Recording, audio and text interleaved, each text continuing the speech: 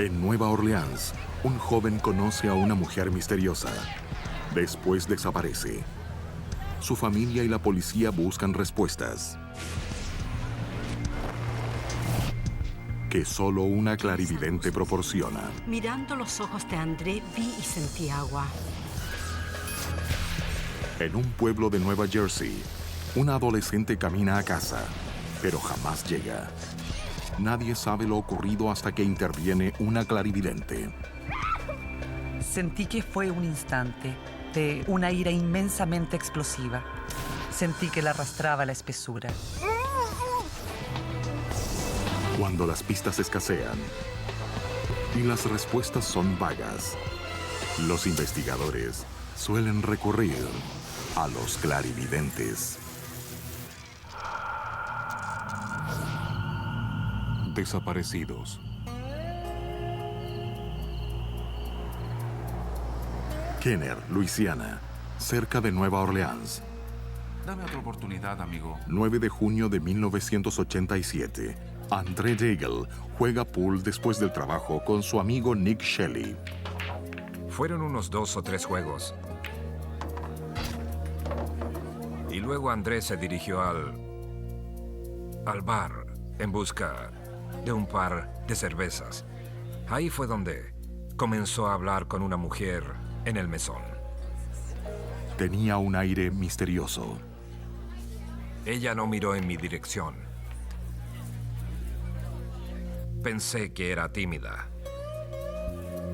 No tan tímida, claro. Pidió a André que la llevara a casa. Yo me fui por un lado y él por otro, con ella. Había dicho que vivía cerca. Él solo iría a dejarla.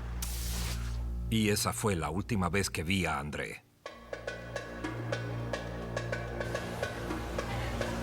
¡Vengan aquí, chicos!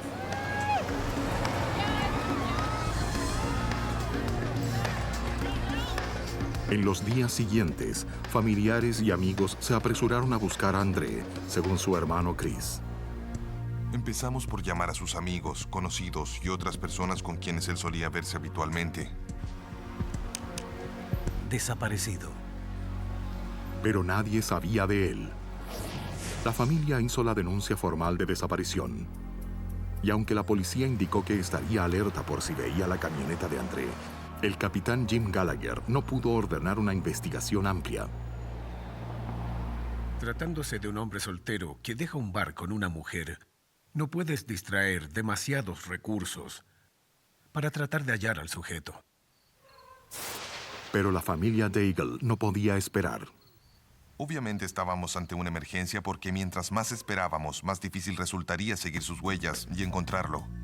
Amigos y familiares se dividieron el área de Nueva Orleans en la búsqueda. Recorrimos todo el día cada calle de un extremo a otro.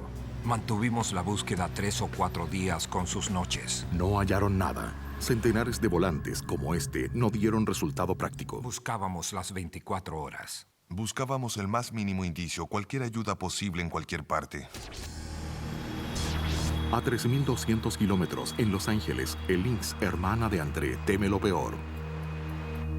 No me cabía duda alguna que algo terrible ocurría, que había sucedido algo horrible.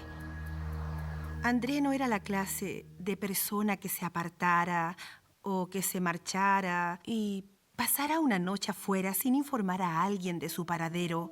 No estaba en su carácter. Desesperada, Elise buscó una ayuda muy diferente. Una amiga le recomendó a Rosemary Kerr. Durante más de 20 años, ha ayudado a familias en intentos de conectarse con los ausentes. Clarividente guía a joven desaparecida. Al efectuar un estudio, logro contacto físico con la persona, ya sea que esté viva o en transición. Si la persona ha hecho la transición a otro estado, me puedo situar en su cuerpo y mirar con sus ojos. Es como ver una película, en color o en blanco y negro, pero todo ocurre simultáneamente. Miro, busco, trato de descubrir qué pasó y dónde estoy. Y siento todo lo que la persona sintió. A mí me sobrecoge el dolor. Ella me dijo, no me des detalles, no quiero saber nada.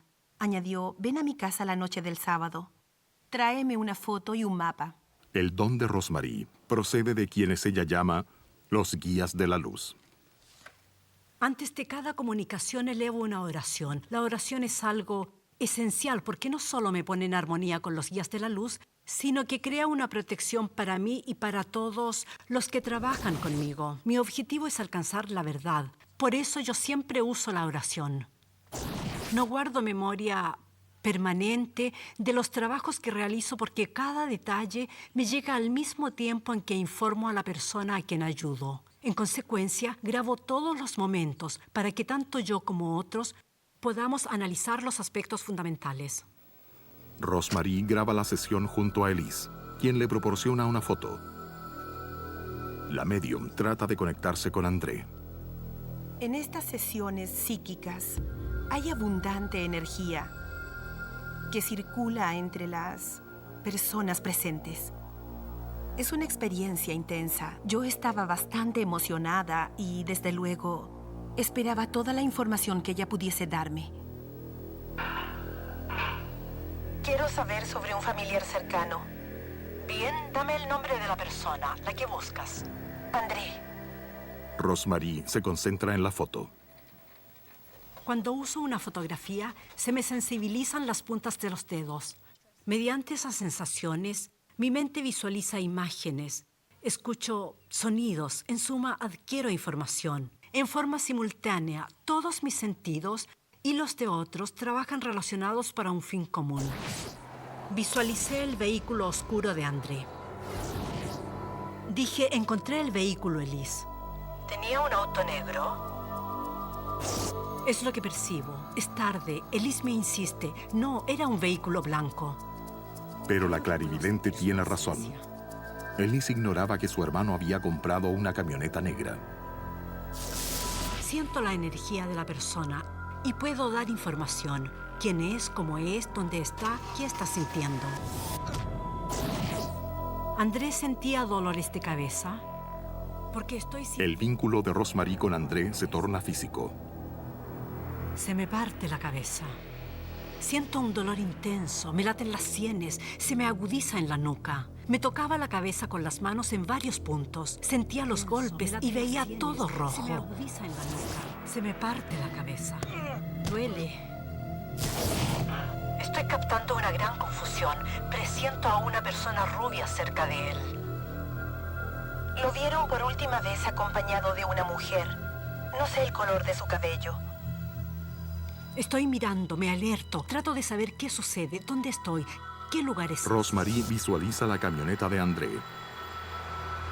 Fijándome en el vehículo en la carretera, pude registrar sus detalles y también vi siluetas de personas. Una cabeza de cabello oscuro y otra de cabello rubio o rubio ceniciento. Así, Rosemary ve a André con la mujer que conoció en el bar. No vi la cara de ella entonces, pero me formé una idea de ella. La fuerte sensación de que era un ser negativo, por decirlo menos. Había algo más. Ella lo tenía subyugado. Los envolvía algo sombrío, una bruma, por decir así. Supe entonces que fuese lo que fuese, era perjudicial para él. Pero, ¿dónde está André? Aquí hay un mapa. Trabajando con un mapa a ojos cerrados, recibo sensaciones, una vibración en mis dedos. Son señales que me llevan a un lugar en el que hallaré lo que busco. Sigo viendo rojo y puentes y es como ir debajo del puente. Continúo viendo ese 7.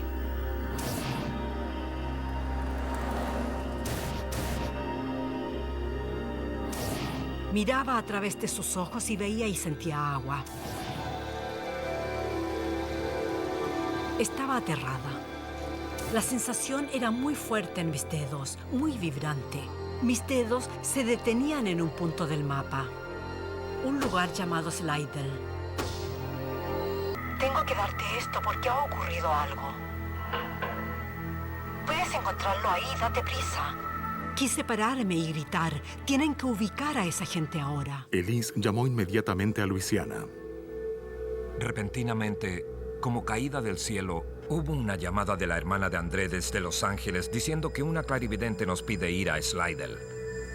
Yo era muy escéptico en lo relativo a parapsicología, pero La verdad es que en situaciones como esas, llegas a un punto en que harías cualquier cosa para encontrar el paradero de un hermano. No vacilamos, nos dijimos, hay que hacerlo. Y partimos, fuimos a Slidell. Al cabo de una hora, el grupo llega a la zona rural de Slidell. La clarividente había dicho, hablen a André, traten de sentirlo. Aconsejaba rezar, sentir, hablar, hacer lo que pudiésemos con la esperanza de que ocurriese algo. Mientras inspeccionan el camino desierto, pasa una camioneta. Y no una cualquiera. Quedé pasmado. Era la camioneta de André, la misma matrícula, era su camioneta. Pero no era André quien la conducía. Eran dos sujetos, dos extraños.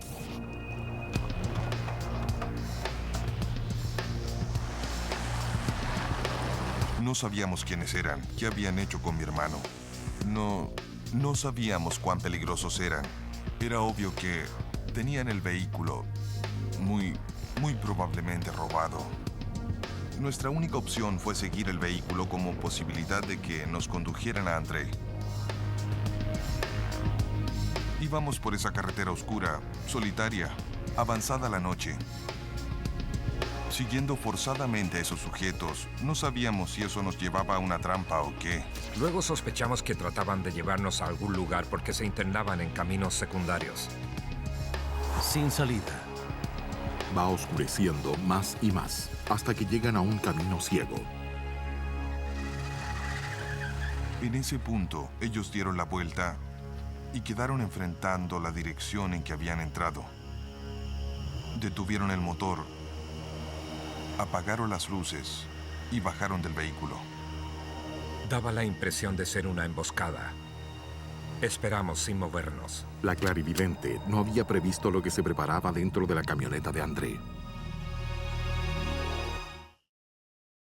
Cuando André Daigle desaparece en Luisiana, la clarividente californiana Rosemary Kerr ayuda a su desesperada familia. Se me agudiza en la nuca. Siguiendo las indicaciones de Rosemary, reconocen su vehículo en Slidell, Luisiana, y se encuentran enfrentados a dos sujetos extraños. El hermano de André, Chris Daigle. En ese momento aceleraron y se fueron por el mismo camino que recién habíamos llegado al lugar. Se inicia la persecución. Pero la familia no está sola.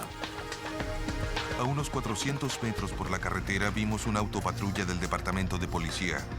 Nos detuvimos y mi esposa Virginia bajó con uno de los volantes y se acercó a los agentes para mostrárselo y decirles, este es mi cuñado. Está desaparecido y allá va su camioneta, pero él no la conduce. Bueno, afortunadamente por esos agentes y su rápida acción, salieron tras ellos inmediatamente. Tras una persecución de 16 kilómetros, la camioneta se detuvo. Los policías arrestan a Charles Gervais y Michael Phillips bajo la sospecha de robo de auto. Los agentes encuentran armas en el vehículo, cargadas, listas para usar. Pero no hay rastros de André y los hombres no hablan. El capitán Jim Gallagher se entera que Rosemary Kerr guió a la familia Daigle a los sospechosos. Cuando me dijeron que la información había sido lograda por una clarividente de California, dudé bastante. Me costó aceptarlo. Pero mi trabajo es verificar y establecer si lo comunicado tenía algún mérito práctico. Capitán Gallagher, ¿en qué lo puedo ayudar? Gallagher habló con Rosemary. Incluso ella se sorprendió con la exactitud de su visión. Algo raro en parapsicología. Todo se alteró. Mi cuerpo, mi sistema entero. Sentí todo distinto, como si hubiese alcanzado un plano no existente. Antes, en mis visualizaciones, fue algo diferente. Mencionó las cosas que le había dado a Elise. Confirmó el hecho de no haber estado antes en Luisiana y la descripción de un sujeto involucrado. Mike Phillips, con cabello rubio y largo. Pude mirar a través de sus ojos y ver así dónde estaba el cuerpo de André. Vio un largo puente, el número 7, y agua alrededor de André. Hablé con ella aproximadamente una hora, y cuando colgué el teléfono, bueno, ya era un creyente. Como policía experimentado, Jim Gallagher ha tenido muchas corazonadas, pero esto es muy singular. Las corazonadas que uno pueda tener generalmente tienen su base en algo que has visto, en algo que escuchas al hablar con un sujeto. Lo de ella, que no estuvo en la escena, no vio fotos del lugar del crimen, que no participó en nada, pero produjo información clave, es algo increíble. Sin embargo, Gallagher necesita pruebas concretas. La policía allana el apartamento de un sospechoso y las encuentra. Salpicaduras de sangre en la sala de estar y una gran mancha en el piso. Pero no hay cadáver. Michael Phillips rehúsa hablar. Alega no tener conocimiento de crimen alguno. Pero cuando la policía confronta a Charles Gervais con la evidencia y la revelación de Rosemary sobre el asesinato de André, él confiesa. Soy responsable del crimen. Nos dijo, lo matamos. Lo mataron al deshacerse de él.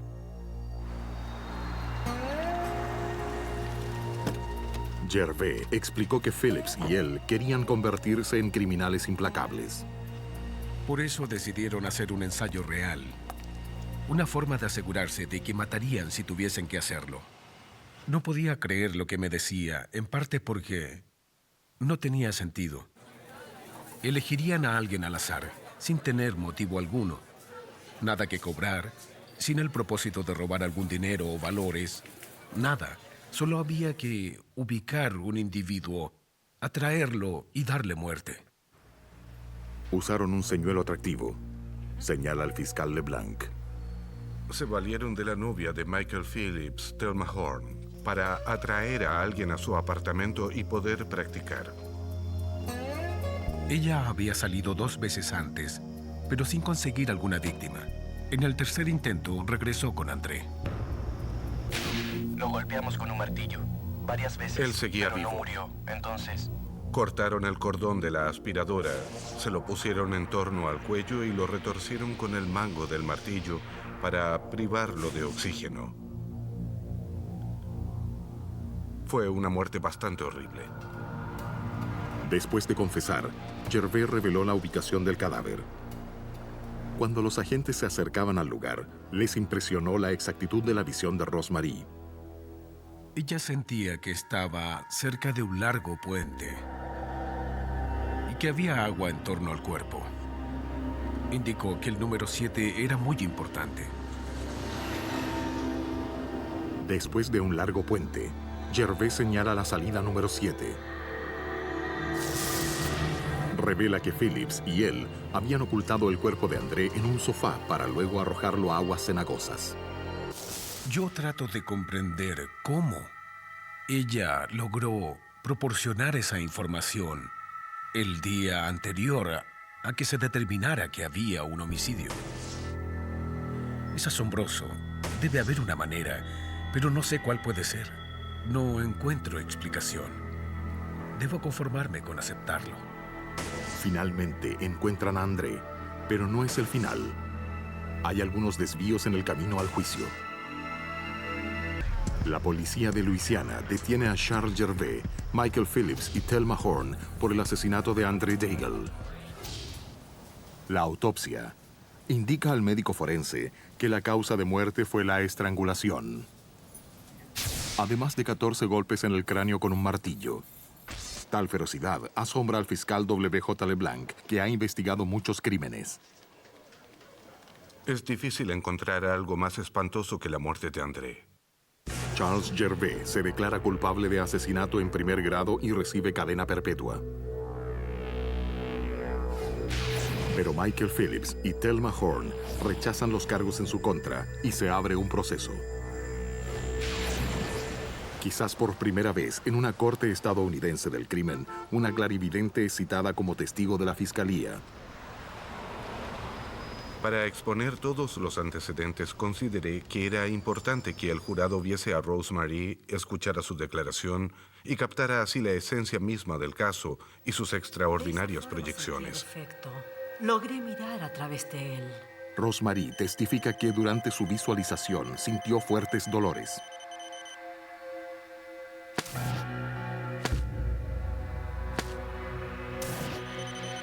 También explica al jurado que orientó a la familia hacia Slidell. Todo se alteró. El hecho más sorprendente de este caso es que una clarividente dice a la familia que vaya al lugar inmediatamente, lo cual los parientes hacen en el preciso momento en que el vehículo del difunto pasa por ahí con los asesinos en él, algo absolutamente asombroso. Clarividente testifica en proceso. A mitad del proceso, tras días de testimonios condenatorios, Michael Phillips se declara culpable de asesinato en primer grado. Thelma Horn es condenada por asesinato en segundo grado. Sus sentencias son como la de Gervais, cadena perpetua, sin opción a condicional.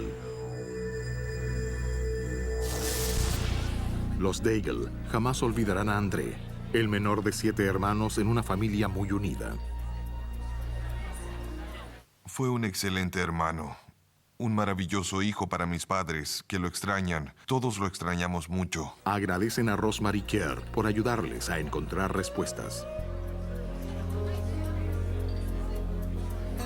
Esta terrible tragedia aún sería un caso no resuelto de no mediar la ayuda de Rosemary. Ha ampliado mucho mi criterio. Ahora creo que todas las cosas son posibles. Al efectuar un La extraordinaria capacidad de Rosemary ha convencido a muchas personas. Antes de esto yo era un escéptico. No había pensado 2 veces sobre clarividencia, pero ahora soy un creyente. Sin duda creo mucho en esa clarividente, en ella en especial, Rosemary. Gervais dijo a la policía que Phillips y él se marchaban del pueblo para nunca regresar cuando los Daigle los vieron. El momento no pudo ser más preciso. Era cosa de coincidencia absoluta, porque una décima de segundos después nunca habrían visto a esos hombres. El fiscal valora claramente el trabajo de la parapsicóloga. La participación de Rosemary permitió solucionar el crimen.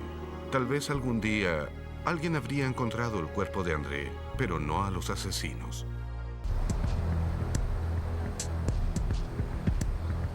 En 1985, en la Nueva Jersey rural, Sarah Marston pierde el autobús y camina de la escuela a casa. Pero nunca llega a su hogar.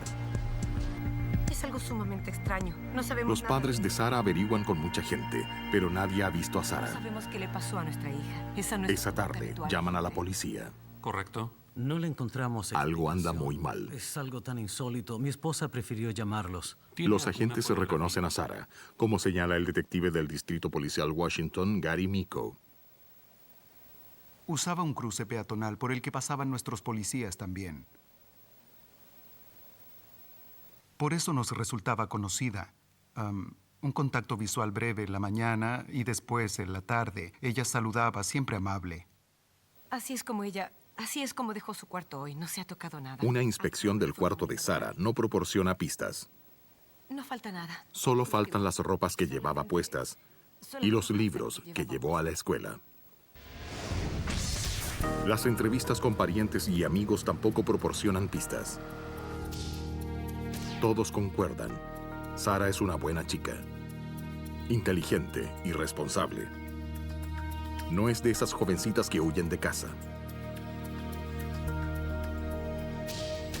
La policía y rescatistas recorren el sendero Patriot, un atajo usado por los vecinos, como también los bosques adyacentes. Tal vez Sarah está allí, herida y necesitando auxilio. Pero no hay rastros de la joven.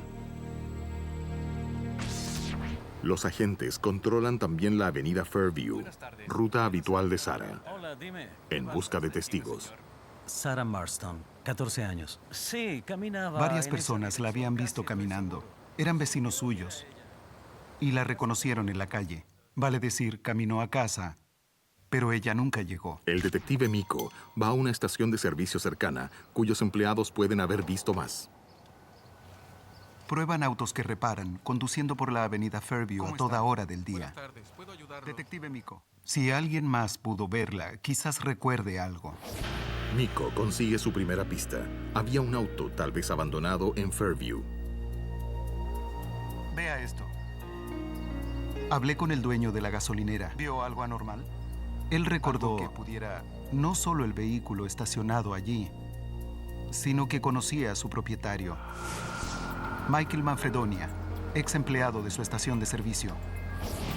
El dueño explica que Manfredonia lo visitó la tarde en que desapareció Sara. Pidió ayuda para reparar su auto que estaba averiado en la calle. El motor no funciona. No puedo ayudarte. Está aquí cerca. No es posible ahora. Habían tenido problemas poco tiempo antes. Prácticamente lo habían expulsado de la gasolinera y se fue. El dueño dice que había despedido a Manfredonia por robar un detector de radar. La misma. Espero que le sirva. Resultó ser un sujeto muy poco confiable y su actitud terminó por Yo fastidiarme. no conocía a Michael Manfredonia. Y fue poco lo que averigüé sobre él, salvo que vivía en el distrito Chester.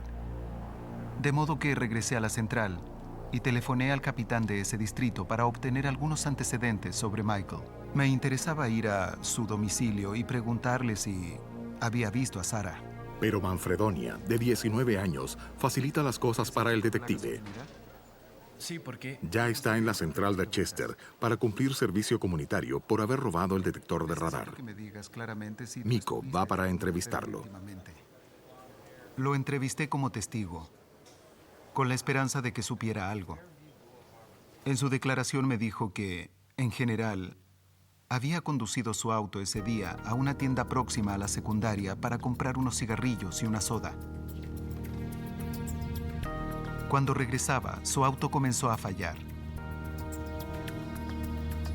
Entonces decidió ir al taller de la gasolinera para que lo inspeccionaran. Añadió que se detuvo el motor antes de llegar al taller. Estacionó el auto después que se averió.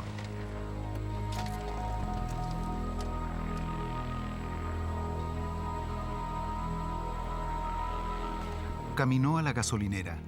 No lo ayudaron y el dueño le dijo que se marchara. Manfredonia dice que caminó por el sector unas 3 horas, en el bosque y en la avenida Fairview.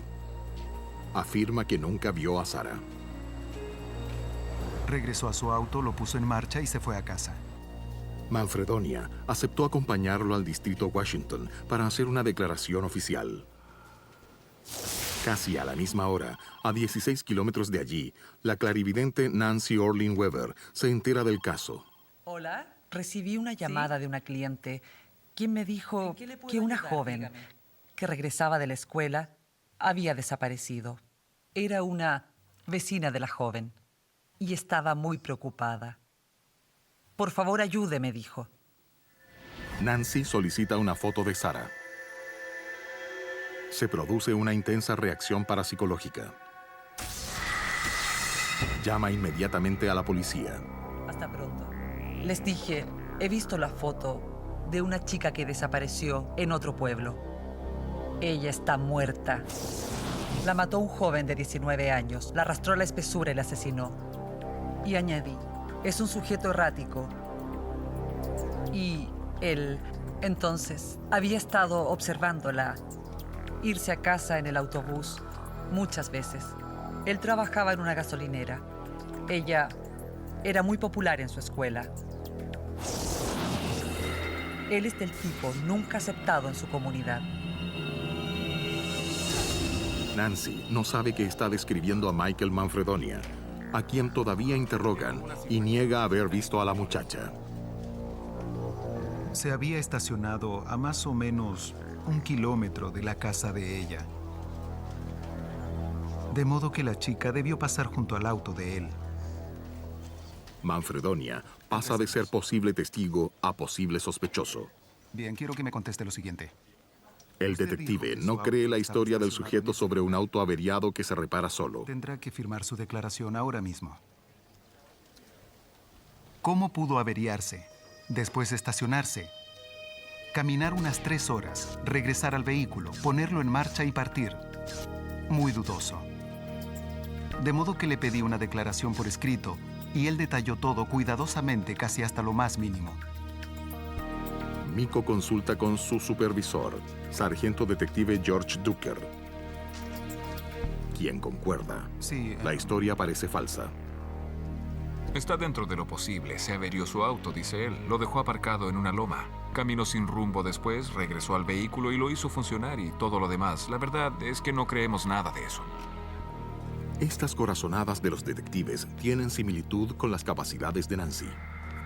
Muchos buenos detectives, hábiles, talentosos, son videntes. Y en ocasiones hasta ven cosas como las ve un vidente. Muchas veces suelen captar algunas palabras o nombres de la nada. Otras repentinamente. Saben cuando alguien miente. Cuando Manfredonia aún efectúa su declaración, Miko recibe el mensaje telefónico de Nancy, que ofrece información sobre el caso. Creo que convendría llamarla. Bien, la llamaré. Si alguien nos ofrece ayuda, yo estoy dispuesto a escuchar. Así que la llamé enseguida. Le dije, bien señora, ¿qué información tiene? Nancy le dice algo que no quisiera escuchar, que Sarah ha muerto. Le explica su visión, que el asesino se llama Michael, un sujeto errático que trabaja en una gasolinera. Y pensé, lo tengo aquí, a mano. De hecho, dio justo en el clavo. Me impresionó. No se había publicado. Su presencia en la central de policía no se había divulgado. Nadie sabía que estaba detenido. Solo nosotros. Pero la policía no puede inculpar a Manfredonia basada en una clarividencia. Siguen sin pruebas de un posible crimen. No hay rastros de Sarah o de su destino. Les resulta frustrante. Han pasado 24 horas desde que se denunció su desaparición. Estamos en las primeras horas de la tarde del día siguiente al hecho. No sabemos dónde está ella. Hay un sospechoso. Lo mantenemos detenido. Legalmente es un testigo. ¿Es un sospechoso? ¿De qué? No es un crimen aún. Ese es el problema. La policía retiene a Manfredonia todo lo que es posible sin acusación oficial sobre él. Luego, a las 4 de la mañana, debe dejarlo en libertad. Recuerdo como si fuese ayer cuando Gary, Miko y yo lo llevamos a casa. Nos sentimos muy mal porque sabíamos íntimamente que estábamos muy cerca de aclarar un crimen, pero había que acatar la ley. La pieza clave del caso de Sarah se les escabulle de pronto. Queda libre. Luego, un impactante hallazgo y una visión parapsicológica pondrá a la policía otra vez tras él. Después de liberar al sospechoso Michael Manfredonia, los investigadores siguen inspeccionando la zona boscosa en que estuvo aparcado su auto. Pero nada encuentran en la oscuridad. El detective Gary Miko teme lo peor. La verdad es que uno lo siente a flor de piel. Ahí había ocurrido un hecho indudablemente maligno. Pasó algo muy malo. Y uno debiera hacer algo. Al día siguiente, continúa la búsqueda en el sector en que Sarah fue vista por última vez. 5 equipos exploran los bosques y finalmente encuentran cierta evidencia. Mira aquí, encontré algo. 10:30 am, un agente encuentra unos zapatos de mujer.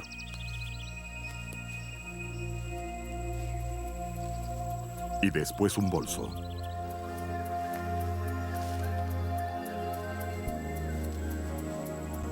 Llama al sargento. Cuando recibe la determinante llamada, el sargento detective George Ducker se deja llevar por su optimismo natural. Aquí, Ducker, adelante. Cuando me dijeron la encontramos, lo primero que pensé entonces, y fui muy optimista, claro, fue, la encontraron, la chica está viva, se fracturó una pierna. Vamos a sacarla del bosque, la llevaremos a su casa y todo estará bien. Obviamente imaginé cosas. Cerca de los artículos personales, la policía halló una sepultura superficial. La muerte de Sarah fue violenta, brutal. Fue apuñalada repetidamente. Es una terrible pérdida para una comunidad con valores tradicionales. La ubicación del cadáver involucra más aún a Michael Manfredonia. Fue encontrada a unos 60 o 90 metros del lugar en que había estacionado su auto. Ahora teníamos el crimen, pero habíamos liberado al sospechoso evidente. Una vez procesada la escena del crimen, lo que tomó algún tiempo, nos concentramos en encontrar nuevamente al sujeto. Eso se convirtió en una búsqueda amplia. Para entonces, Michael Manfredonia había desaparecido. A cierta hora de la noche, había dejado su casa, que está en una carretera municipal. Es un terreno extenso, lleno de lomas y hondonadas.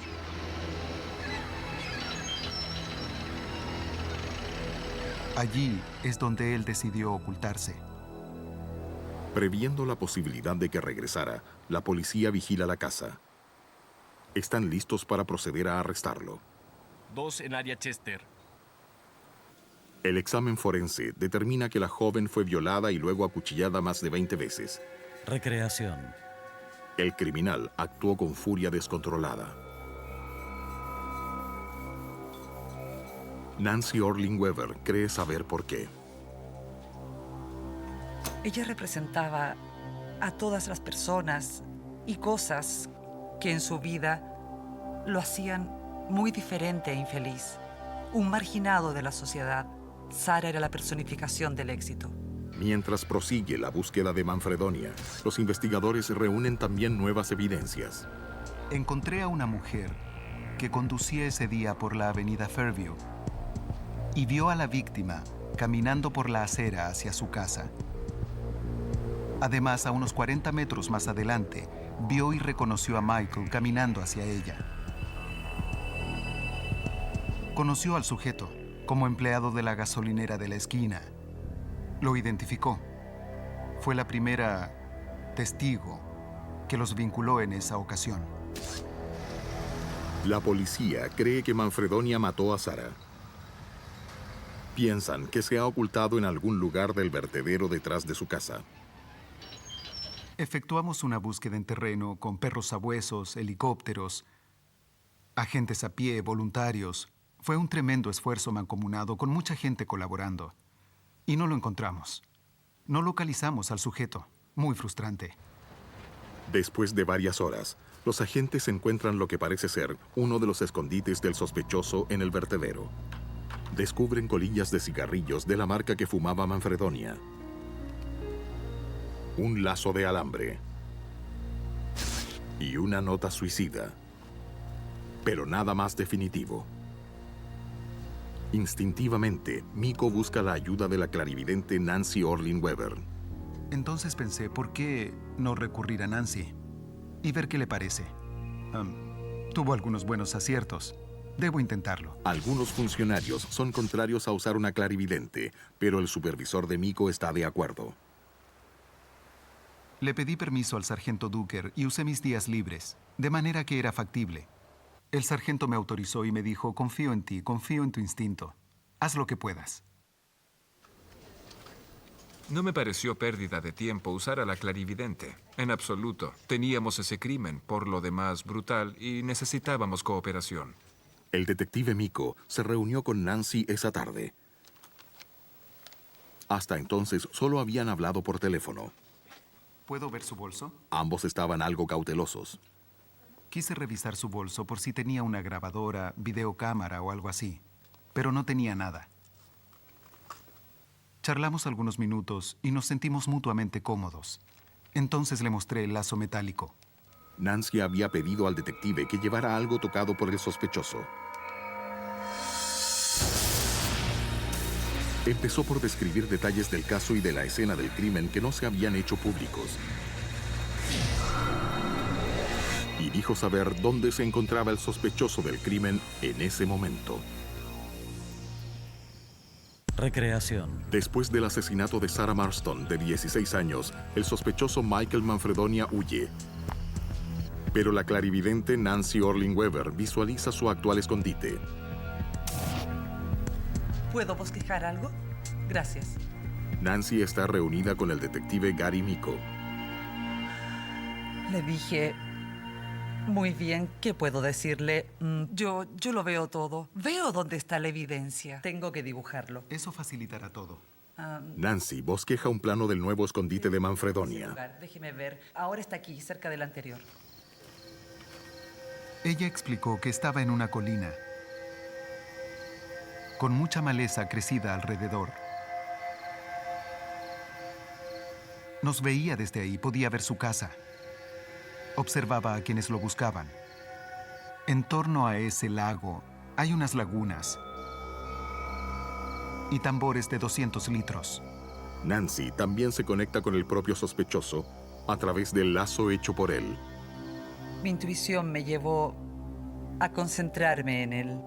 Él es la respuesta y nuestro objetivo. Mientras tocaba y manipulaba ese lazo, ella nos comunicó: él quiere volver a casa.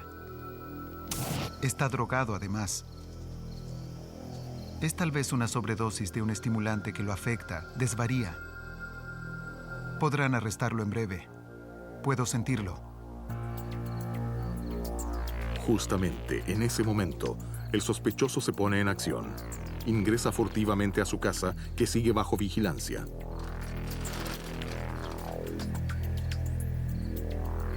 Se dispone a terminar con todo. Y todo termina. Pero no como él suponía. Tan pronto dijo, podrán arrestarlo en breve. Oigo la radio con la voz del oficial que dice: Atención a todas las unidades. Atención, unidades, está en la casa ahora. Debo irme. Manfredonia llega drogado a su casa, tal como Nancy Orling Weber predijo. Había adquirido algunos analgésicos, quizás para tomar una sobredosis e intentar el suicidio. Lo sacamos de ahí rápidamente, lo pusimos en un patrullero y lo llevamos inmediatamente a un hospital. 3 días después de la terrible muerte de la muchacha, el sospechoso está finalmente detenido y acusado del asesinato. El detective Miko inspecciona el último escondite de Manfredonia para confirmar el resto de la visión de Nancy. Revisé el sector. Un día o dos después del arresto de Manfredonia. Y lo encontré exactamente como ella lo había descrito. Subía una colina con malezas muy crecidas. En la cima, él había dejado sus huellas. Había restos de cigarrillos, latas de soda vacías por todos lados. Y desde ese punto, era posible ver su casa. Miré hacia abajo y había tambores de 200 litros y charcos de agua. Todo coincidía. Exactamente como lo había descrito Nancy. Acertó absolutamente, acertó en un 100% con su información. No originó ni resolvió el caso. Nosotros estábamos trabajando arduamente, pero lo que ella dijo ocurrió exactamente.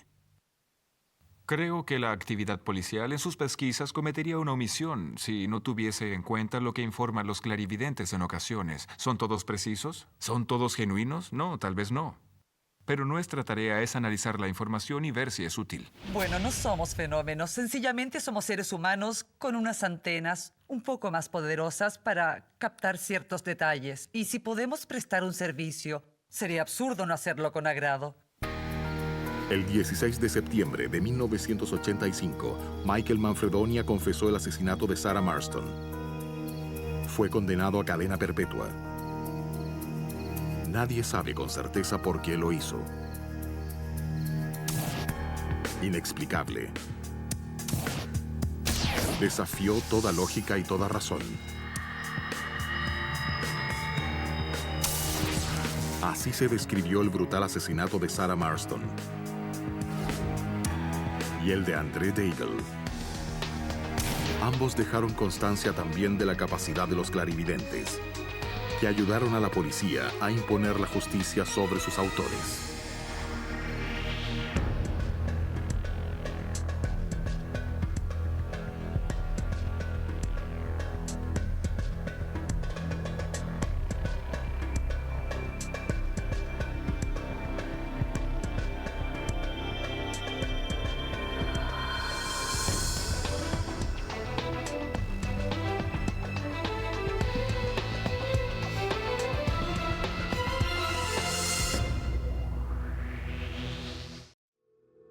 este programa se reconstruyen hechos reales. Los nombres de algunos protagonistas han sido cambiados. Está dirigido a público adulto y contiene imágenes que pueden causar inquietud. Se recomienda discreción. Un conmovedor crimen perturba una pequeña ciudad de Nueva Jersey. La policía se esfuerza por encontrar sentido al hecho y pide ayuda a una clarividente. Ella murió aquí. Sentí un horror estremecedor. Mucho dolor. Luisiana, en una lucha frenética, una joven madre muere, su hijo queda herido y hay una red de mentiras que trata de ocultar la verdad del crimen. Pude sentir todo lo que le ocurrió a ella. Cómo la mataron, quién lo hizo y cómo sucedió. Cuando las pistas escasean y las respuestas son vagas, los investigadores algunas veces deben recurrir a los clarividentes. Clarividentes. Familias destruidas. En la noche del 8 de agosto de 1987, en la ciudad de Belvedere, Nueva Jersey, un vecino llama a la policía. Está frenético. Dice que esa noche su novia, Betty Cornish, no respondió a sus llamadas. Ahí la encontré cuando entré a casa. Entonces fue a verla. Que se queda a un costado. Déjeme revisar un momento. Recreación. Y la encontró, atada y muerta a golpes en su dormitorio. Belvedere es una comunidad muy pequeña para esa clase de crímenes. La policía solicita ayuda. Solo la víctima, no hay nadie más. A los pocos minutos, el sargento detective Tom Traynor de la Policía Estatal llega a la escena. Belvedere tiene una dotación policial reducida. Recibieron la denuncia y pidieron colaboración a la policía del estado para investigar el crimen. Rápidamente, la hermana de la víctima, Peggy Goble, recibe la noticia del asesinato. No puede creerlo. Me puse histérica. No permitieron que la viera. Lo último que recuerdo es que la sacaron en una camilla. ¿Cómo pudo haber ocurrido? ¿Quién haría una cosa tan tremenda? Empecé a sospechar de todo el mundo. ¿Habrá sido él? Recreación. Expertos forenses inspeccionaron en busca de pistas. El hechero usó un cable eléctrico para atar a la víctima y una funda de almohada para vendar sus ojos. La golpeó sin piedad con un objeto agudo y pesado, que luego hizo desaparecer. Las huellas casi no existen. En este momento hay poco que analizar debido a que... Eran días previos al ADN, de modo que buscamos cualquier posible mancha de sangre, cabellos, fibra de tela o algo así.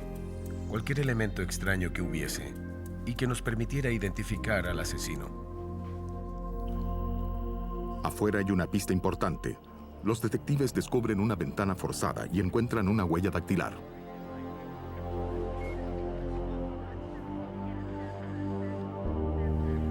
Debido a su posición en el marco, pensamos que podía ser de alguien que había alzado la ventana desde el exterior para entrar.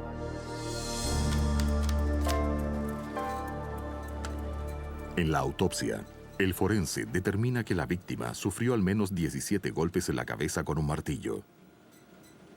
Calcula que la hora de la muerte fue a las 2 de la mañana. Fue un crimen absolutamente brutal. Todavía tengo que esforzarme en ocasiones para no pensar en eso, porque me volvería loca. Tiemblo al imaginar lo que debió sufrir. Betty Cornish era una mujer fuerte y madre afectuosa, trabajaba duro y estaba escalando posiciones, con mucho esfuerzo. Mi hermana era enfermera, una persona muy cálida. Iba a cambiar de localidad en cosa de un mes. Estaba por trasladarse a otra casa que está a unos 15 minutos de aquí, pero eso nunca ocurrió.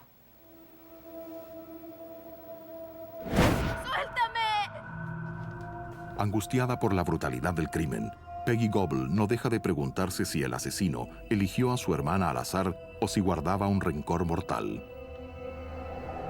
Fue horrible. La verdad es que estuve sin poder dormir por unos 3 días.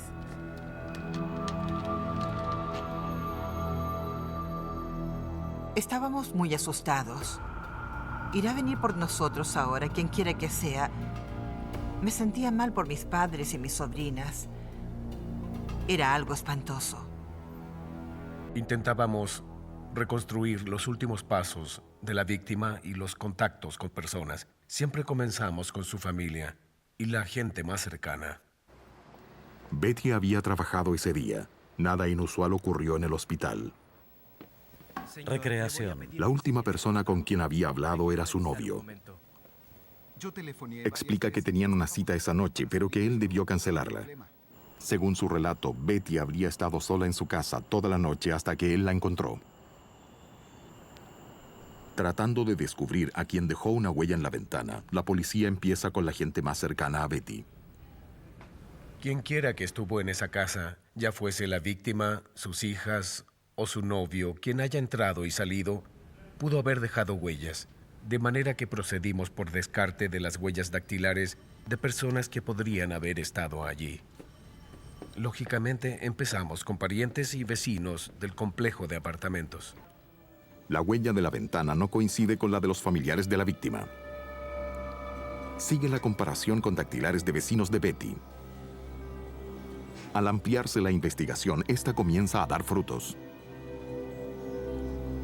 La huella finalmente coincide con la de un vecino. Su nombre es John Reese. Vive con su pareja en un apartamento sobre el de Betty. Pero ellos no estaban en casa la noche del asesinato. Riggs había estado con amigos en un bar hasta algo después de las 2 a.m., la hora estimada de la muerte. Sus amigos ratifican después su declaración. Reese puede explicar la huella dactilar. Dice haber ido al apartamento de Betty varias veces para reparar una ventana atascada. Nos interesaría efectuarle un examen poligráfico. ¿Estaría usted de acuerdo? No tengo ningún problema. El hombre era cooperador, bien dispuesto, y consideramos que había justificado sus actividades, Bien, acepto. además de decirnos todo lo que él sabía. No obstante, la policía debía asegurarse. Reese acepta una prueba poligráfica de rutina. ¿Su vecina? No. Se usó el llamado detector de mentiras como instrumento útil para descartar a posibles sospechosos. Los resultados confirman su coartada. Estuvo fuera hasta poco después de las 2 de la mañana. Es solo una simple pregunta. A los investigadores les satisface menos el relato del novio de la víctima. Debido a su relación con ella, tenía naturalmente que ser una de las primeras personas en ser interrogadas para descartarlo o para considerarlo un sospechoso. Tuve un serio No justifica con exactitud sus movimientos en la noche del crimen. Hubo problemas con sus actividades, las horas correspondientes, los lugares en que estuvo. No tenía testigo de sus actividades antes y durante la hora de la muerte de Betty. Solo queremos saber qué estaba haciendo a esa hora. En el curso de la investigación buscamos bases para confirmar o desvirtuar las declaraciones de los sospechosos. Rehúsa someterse al polígrafo. Yo me niego. El novio resultó sospechoso en un principio, lo cual me atemorizó tremendamente. No sabía entonces quién era el culpable. Hola, estoy llamando porque... Mientras las autoridades continúan su investigación, Peggy Goble toma una iniciativa. Tenía un servicio de limpieza doméstica entonces. Ocurrió que una de mis clientes supo de mi hermana y lo que había pasado. Y ella me comentó acerca de Nancy, una clarividente que vive en Flanders. Yo estaba dispuesta a todo entonces para atrapar al asesino. Peggy visita a la clarividente Nancy Orling Weber. Antes de comenzar, Nancy solicita a Peggy que no le proporcione detalles, ni siquiera la razón de su visita. cerrar mis ojos unos instantes. Confía plenamente en sus visiones. Después hablaremos, ¿correcto? De acuerdo. Dije a Peggy, hay una terrible tragedia en tu familia, una gran pérdida. Sentí una oleada de espanto y dolor al mismo tiempo. Ella comenzó a llorar. Y pude sentir que era su hermana. Siente que el dolor de Betty termina. Ella es tu hermana. Nancy me dijo que Betty estaba ya en paz, que había descansado. La clarividente añade algo que a la vez consuela e inquieta. Le expliqué. Peggy, creo que no puedo decirte todo respecto a este caso. Puedo decirte unas pocas cosas. Su novio es el principal sospechoso ahora. Él encontró el cadáver, pero no la mató. Creen que es culpable, pero no está allí. Me preguntó, ¿estás segura? Respondí, sí, estoy segura, no fue él. ¿Ustedes creen que yo maté a mi novia? Comenté, santo cielo, está realmente horrorizado. Y lo consideran sospechoso, pero él no lo hizo. Nancy Orling Weber descartó al principal sospechoso. Los detectives acompañan a Nancy al apartamento de la víctima. Ella se orienta allí sin dificultad. Momento, presiento algo allá arriba. Me atraía. Oh, visualicé el crimen allá arriba y se los dije. Me volví a ellos y dije, tienen un asesino allá arriba. Allá arriba. Tienen un asesino allá arriba. Antes de hablar sobre sospechosos, la policía ha optado por que Nancy revise la escena del crimen. Enfrento toda situación como si fuera la primera vez en mi experiencia. Yo no puedo asumir hechos hasta no tener bases sólidas. Para prestar un buen servicio, o al menos dar lo mejor de mis capacidades, nada debe empañar el momento, lo enfoco como algo único. Dentro del apartamento, Nancy comienza a ver el desarrollo del crimen. Estoy segura, entró por ahí. Sus visiones son horrorosas. Él arrancó el cable. La imagen de Elizabeth Cornish se me presentó nítida. Recreación. Estaba acostada. Debió estar durmiendo cuando él entró. Era esbelta. Era una mujer muy joven. Fue atada. Él la ató fuertemente con el cable o el cordón de la aspiradora.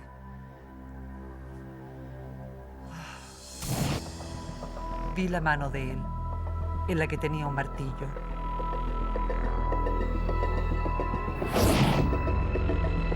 Con él le golpeó la cabeza. Oh, él no dejaba de golpear. Eso es algo que la policía ya sabe, pero Nancy ve más. Oh, ahora entiendo, ella estaba... El asesino no era un extraño. Ella supo quién era. A través de sus ojos, vi una cicatriz en su mejilla. También una hebilla de vaquero. La descripción de Nancy corresponde a un hombre mal rasurado que siempre usa jeans. Calculé su estatura. No sé por qué o cómo hice eso. 1,76 m. Su nombre John. Apellido con R. Bastante corto. No había duda. Las visiones abruman a Nancy. Necesito salir de aquí ahora. Volvamos a la estación. Ha visto el asesinato, sentido el terror de la víctima y la furia del criminal.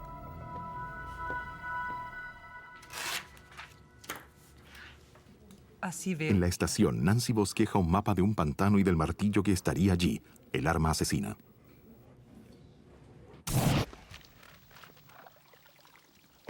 No hay duda, está ensangrentado. Eso está por verse. Él vive en el piso de arriba. Primero, la policía debe encontrar al asesino. Veo una cicatriz en su mejilla.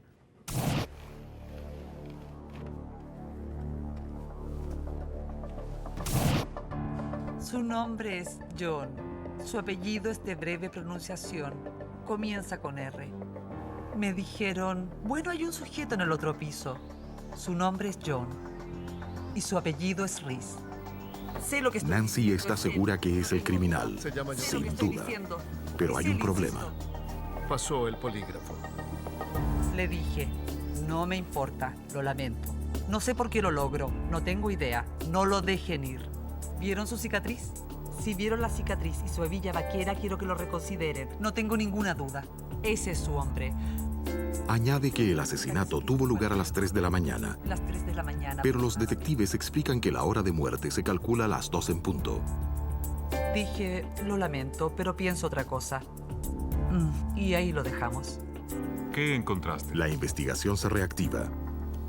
Recurren al médico forense para confirmar la hora de muerte. El experto nos confirmó que, en efecto, pudo ser después de las 2, tal vez a las 2:30 y hasta las 3:30 de la mañana. Nancy Orling Weber tiene razón. Los detectives van a comprobar cómo un detalle crucial puede cambiar todo.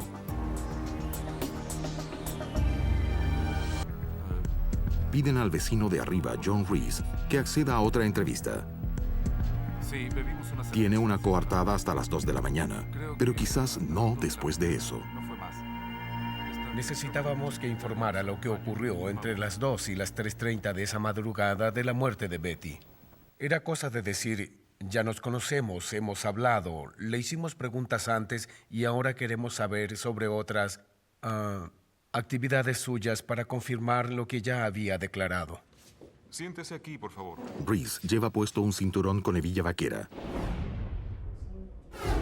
y jeans. Tiene una cicatriz en la mejilla derecha.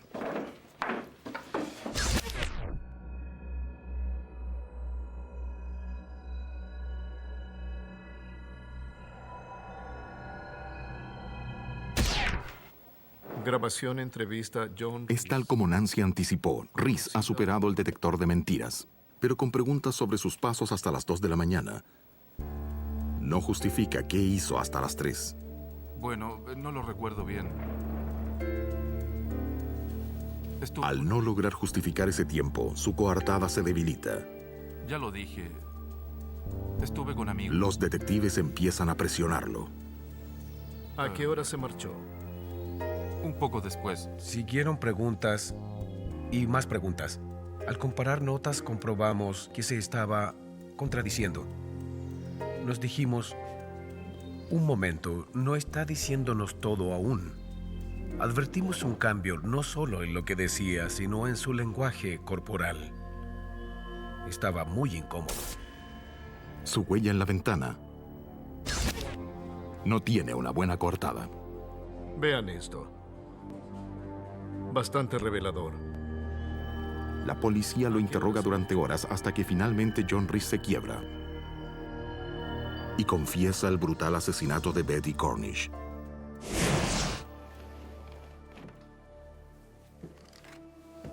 Reese dice haber entrado por una ventana.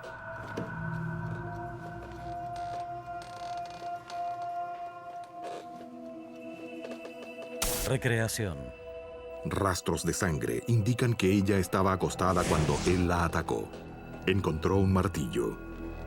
Cortó el cordón de la aspiradora y avanzó hacia el dormitorio donde encontró a Betty.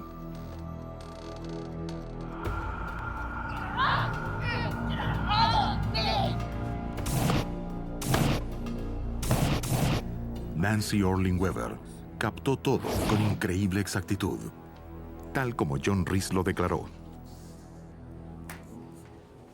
Incluso, Reese admite haber arrojado el martillo al pantano mencionado por Nancy. Tras efectuar su confesión, pareció haberse quitado un peso de encima, evidentemente. Se calmó después de admitir su crimen. Siguiendo el mapa de Nancy y la confesión de Reese, los investigadores llegan al pantano y encuentran un martillo ensangrentado.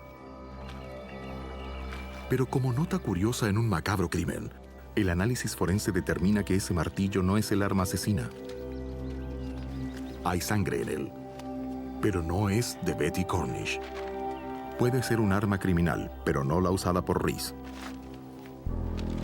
Fue un gran alivio que John Reese confesara el crimen, ya que el martillo encontrado en el pantano no tenía el tipo de sangre que correspondía a Elizabeth Cornish. Y no existían evidencias. Entonces no había pruebas. Estaba en casa de mis padres esa mañana. Lo escuchamos en la radio.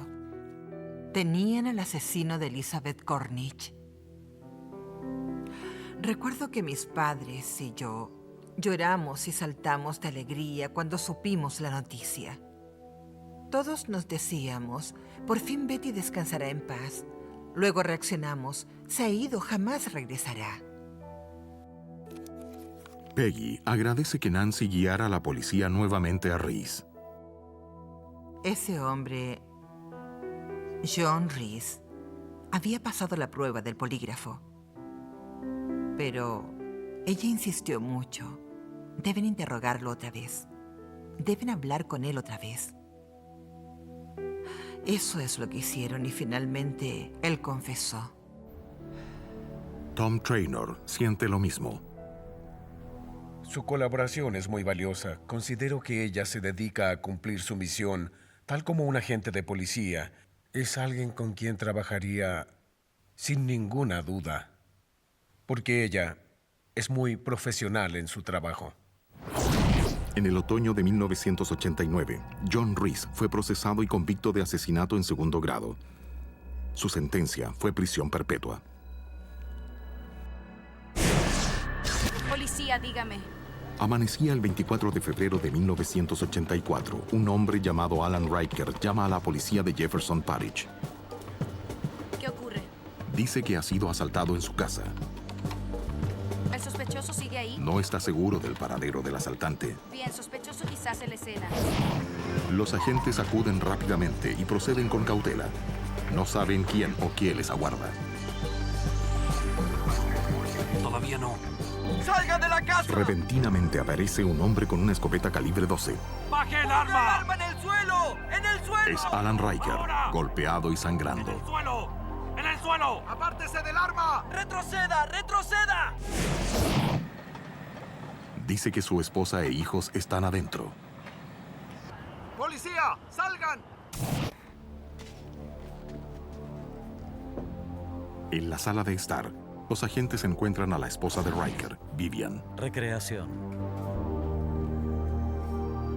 Está muerta. Fue golpeada. Ven huellas de una lucha violenta. Recreación. Seguimos registrando si hay otra víctima. Y armas manchadas de sangre. Los agentes buscan a los niños. En un cuarto trasero descubren un bebé. Mencionó a más. El niño está a salvo, dormido. Después, algo espantoso. Algo que no olvidarían los investigadores del inusitado y terrible crimen recién descubierto. Febrero de 1984. Una noche de violencia destruye a una familia en Jefferson Parish, Luisiana. Vivian Riker, de 26 años, ha sido asesinada con numerosos golpes. Recreación. Tenemos una víctima. Su bebé está bien, dormido en un cuarto, pero los agentes descubren al otro pequeño hijo de Vivian con graves lesiones. Asegurado. Toma al bebé. El niño vive aún, apenas. Va de urgencia al hospital. Recreación. Al parecer, ambas víctimas fueron golpeadas con un bate metálico de béisbol. Los investigadores recuperan también un cuchillo ensangrentado, aunque ninguna de las víctimas tiene heridas cortantes. Una joven madre muerta. Un niño en coma. La policía requiere respuestas. Ahora. Comienzan con el esposo de Vivian. Dice que el atacante fue un amigo de la familia llamado Steve Vanderbilt. Según el fiscal asistente del distrito, W.J. LeBlanc, Riker sostiene que fue un ataque sorpresivo. El esposo dice que llegaba a casa. Tan pronto abrió la puerta, su amigo lo atacó con un bate de béisbol. ¿Qué es esto? Alzó un brazo, Y en ese paró el minuto traté golpe, de defenderme, pero sufrió me una dolía mucho. fractura. Gritó: ¿por qué haces esto? ¿Qué ocurre? No sigas, por favor. Somos buenos amigos. El otro le decía: cállate, estoy haciendo lo que debo hacer. Riker declara que se defendió. Finalmente pudo tomar un cuchillo. ¿Qué pasa contigo? ¿Qué pasa?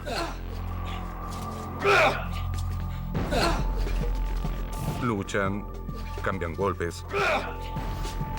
La pelea es larga. Hasta que Riker desarma a Vanderbilt. Estaba muy herido. Expulsa a su oponente de la casa. Al irse Vanderbilt, Riker lo apuñala 3 veces en la espalda. Riker afirma no haber visto el estado de su mujer ni su hijo y no tiene idea de por qué su amigo los agredió. Ninguna. La policía inicia la búsqueda de Steve Vanderbilt. Recreación. ¿Cómo le ocurrió esto? Fue una pelea. Y lo encuentra en una clínica de Nueva Orleans. ¿Un amigo suyo? Ex amigo. Ex amigo. ¿Sabe cuántas veces lo acuchilló? Más de una. Está bien. Tenía heridas en el pecho y la espalda. Déjeme. Tenía también su versión de lo ocurrido en la casa de Alan Riker. Disculpe, enfermera, necesito hablar con él. En su declaración, Vanderbilt indicó haber ido a la casa con el fin de recuperar su bate de béisbol que había olvidado el día anterior.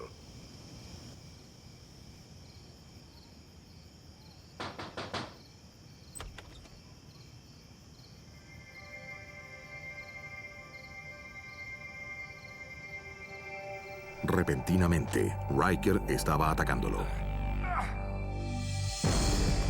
Vio el bate de béisbol cubierto de sangre, según sus palabras, lo recogió y empezó a esgrimirlo como arma.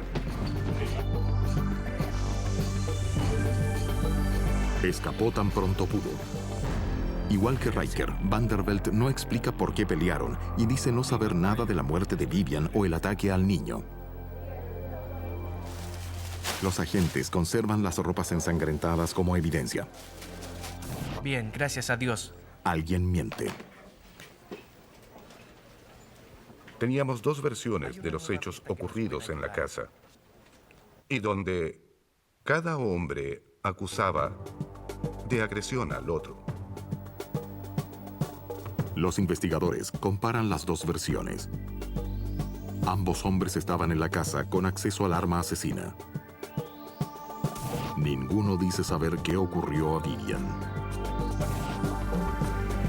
Pero las acciones de Steve Vanderbilt esa noche parecen más sospechosas.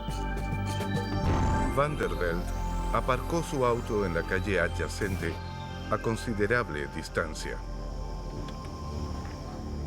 Iba a la casa supuestamente para recoger su bate de béisbol. Una pregunta lógica era, ¿por qué razón decidió aparcar en esa calle próxima?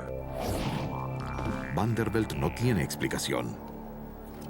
Con un cuchillo, no sé. Y se muestra indiferente ante la noticia del ataque a Vivian y al niño. Y me atacó.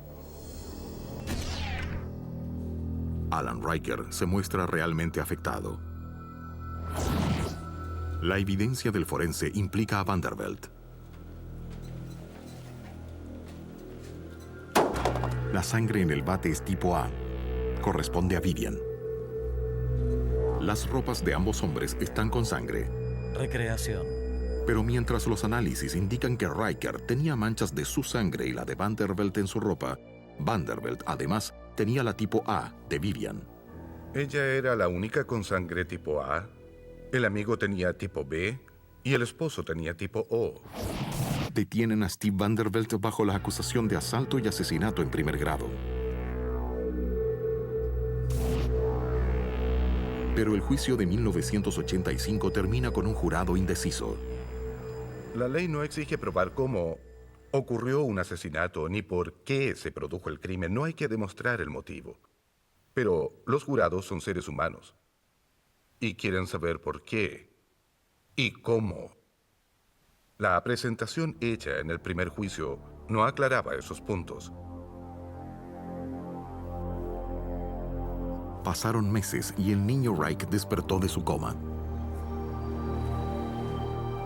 W.J. LeBlanc está decidido a llevar a la justicia al autor del crimen. Quiere un nuevo juicio. Y esta vez demostrará exactamente qué pasó y por qué. Hubo muchas discrepancias en las declaraciones de ambos hombres, que sencillamente no tienen base en el sentido común y que son desmentidos por la evidencia física. Algunas evidencias señalan que Riker miente. Las llaves del esposo, que él dice haber tenido en su mano en la ocasión en que entró y fue atacado, fueron encontradas en un lugar distinto de la casa. Además, La configuración de la escena del crimen no coincide con las declaraciones. Los dos negaron haber visto el cuerpo. El cuerpo yacía en la sala de estar a unos 2 o 2,5 metros de la puerta de calle, a plena vista de todos en el piso. Recreación. Finalmente, ninguna de las versiones explica los cortes en el pecho y la espalda de Vanderbilt. No creí que podríamos obtener una condena, a menos que pudiésemos presentar al jurado un escenario plausible de lo ocurrido, consistente con la evidencia física. Por eso llamé a Rose. LeBlanc contacta a la famosa clarividente Rosemary Kell en su casa de California. Rosemary ha ayudado a decenas de agencias policiales durante su carrera y trabajó con LeBlanc en un caso criminal 2 años antes. Oh, sí, el gran caso que me pidieron tomar. Cuando inicia un nuevo caso, prefiere que le den los mínimos detalles posibles. Correcto. Recuerda, sin los detalles. No quiero información previa que pueda influir en mi visión del caso. Después, la clarividente se concentra. Este tipo de casos, así es que puede confiar plenamente. Pude visualizar en mi mente muchas acciones sucesivas y muy rápidas, fuertes sensaciones de una barra o tubo de metal. LeBlanc comprende que ha visto el bate metálico. Recreación. Me pongo en el lugar de la persona. Con eso quiero decir que me instalo completamente en su cuerpo. Si es un caso criminal y alguien ha muerto, fundamentalmente yo miro a través de los ojos de esa persona, la persona muerta. Y lo que ve con los ojos de Vivian es insoportable. El fiscal W.J. LeBlanc debe descifrar los relatos en conflicto de 2 sospechosos. Alan Riker, esposo de Vivian, y su mejor amigo, Steve Vanderbilt. LeBlanc decidió recurrir a su arma secreta, la clarividente Rosemary Kell. Cuando se me ocurrió pedir a Rose que colaborara en este caso particular, me pregunté si debía o no consultarlo con mi jefe. En primer lugar, opté por no hacerlo ante el riesgo de que me creyera loco.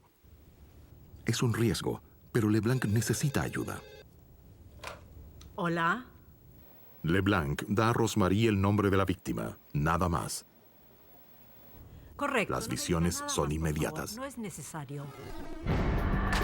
Lo primero que vi fue una barra metálica cerca de ella. Había mucha sangre en la pared y un bebé en una sillita. Vi también otro niño brutalmente golpeado. El desorden era tremendo, con sangre por todas partes. LeBlanc estaba al teléfono y me decía, sí, exacto, de esa forma ocurrió. Durante sus visiones, siente lo que Vivian experimentó. Podía sentir que me golpeaban. Sentía cómo destrozaban mi rostro. Sentía que casi no podía respirar. Recreación. Sabe que fue un homicidio brutal, pero todavía no está segura de quién lo hizo. LeBlanc envía a Rosemary fotos de la víctima y los sospechosos. Trabajo con las fotografías en forma muy simple. No miro las fotos, nunca lo hago al recibirlas. Las coloco boca abajo en mi mesa y froto mis dedos sobre el dorso. Al hacer eso, capto las energías. Detecto qué son, quiénes son. Me atrae una foto primero y luego otra. Me concentro en esta porque al captar la energía de la mujer, siento su tránsito hacia el otro mundo. Concentrándome en la vibración de Vivian, descubro a una mujer joven que ama a sus hijos, contenta en su hogar, pero que no es una persona feliz realmente y pasa por una etapa de desorientación. Siento deseos de concentrarme, mas al ver a un niño... Luego, Rosemary estudia la foto de Alan Riker. Capto vibraciones aquí. Descubro a un hombre que es muy violento. No solamente colérico, sino también sumamente cruel. Lo visualizo y no quisiera estar cerca de él. La vibración de Alan me reveló un hombre que ya no quería continuar casado. Un sujeto no solamente solapado, sino egoísta, muy lleno de odios. Era un matrimonio conflictivo. También es un hombre que abusa de su esposa. No me agrada captar su energía en absoluto. Es un ser muy negativo. Y las vibraciones que recibo indican que es una persona malvada. Es sencillamente malvado. Otra fotografía. Se trata esta vez de Steve Vanderbilt. En cuanto a Vanderbilt, también su matrimonio es muy infeliz y busca alguna forma de ponerle término. No solo es un hombre infeliz, sino también un manipulador, y lo que quiere es tener a Vivian para él. Busca la manera de conseguirlo. Pero Vivian no lo quiere. Y Vanderbilt comienza a odiarla. Rosemary ve que los dos hombres planifican algo bestial. Visualicé un edificio y al observar sus detalles vi que en su fachada había unos impresionantes caballos. Presentí que los hombres estaban adentro. Cuando entré, hallé a los dos, anotando en una servilleta. Estaban planificando cómo librarse de sus esposas. Ellos complotaban como socios. Según la clarividente, el plan original era matar a Vivian y después a la esposa de Vanderbilt. Se trataba de una conspiración entre ellos. Ambos querían eliminar a sus esposas. Días después, LeBlanc invita a Rosemary a Luisiana a ver la escena del crimen. Alan Riker ya no vive en la casa. Por cierto, pensé que resultaría ventajoso que ella estuviese físicamente en la casa en que había ocurrido el crimen. Al ver eso, ella decidió enseguida... Inmediatamente, ella se dirigió a donde había estado el cuerpo. Dijo, aquí murió ella. Efectivamente, era así. Porque yo tenía fotos de la escena del crimen conmigo. Sentía mucho pánico. Rosemary entra en la alcoba principal Siento algo. y capta las vibraciones de Vivian ya convertida en la víctima. Ahora, por favor, no digan nada. Sentí inicialmente una profunda desesperación, dolor, una amenaza, una fuerte presión. Registraba las emociones de Vivian en las vibraciones. Sentía una gran angustia, quería llorar, quería gritar, tenía una ira inmensa. Experimenté todo lo que ocurrió cuando la mataron, cómo la mataron, quién lo hizo y de qué manera. Rosemary está allí, como Vivian en esa noche fatal. Repentinamente me encontré en ese cuarto, con la clara sensación de que debía huir de allí. La asfixiarían. Vivian grita, pidiendo ayuda a su esposo, pero este, en cambio, llega a sujetar sus piernas. Puedo sentir sus manos aferrándome. ¡No lo hagan, por favor! También siento mi corazón latiendo aceleradamente mientras escapo del cuarto, sin saber a dónde ir. La vinculación con Vivian abruma a Rosemary. Sintió agudos dolores en su cabeza y en cierto momento tuvo que detenerse.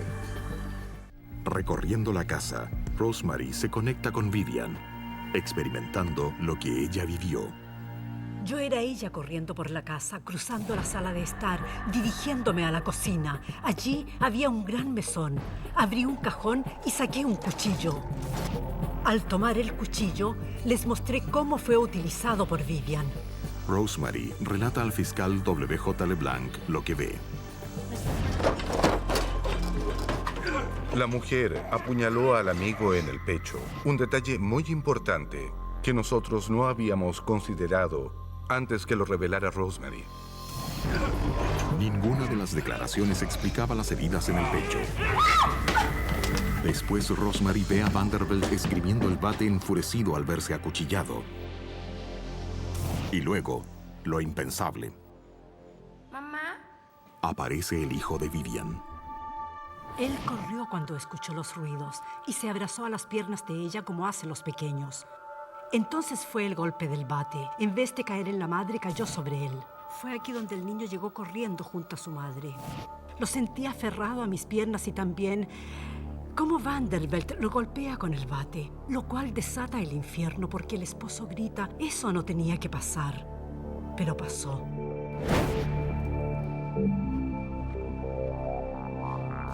El hijo de Alan Riker está gravemente herido.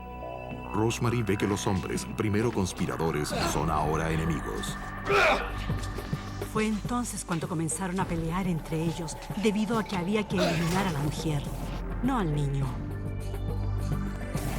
La clarividente ve una prolongada lucha hasta que los hombres quedan exhaustos.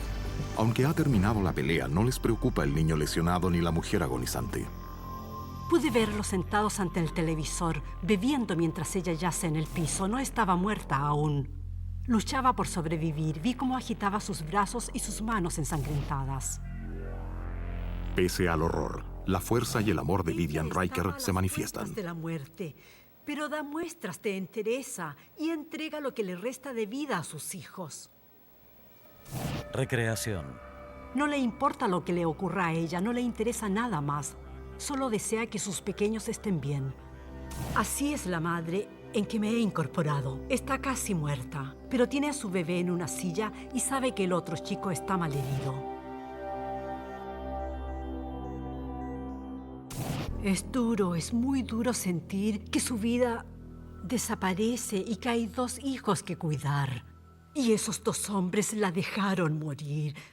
La dejaron, estaba viva. Murió lentamente, fue horrible. La dejaron morir. No, eso no es humano. Lo lamento. Esta mujer sufrió y eso era evitable. Permaneció viva largo tiempo, mientras ellos descansaban y miraban televisión. La espantosa experiencia pasa la cuenta a Rosemary. Amo todo lo que hago, pero cuando sufres la desgracia ajena, eso te afecta demasiado. Con la ayuda de Rosemary, que ha establecido cómo y por qué se produjo el asesinato, el fiscal LeBlanc acusa a Alan Riker y Steve Vanderbilt de homicidio.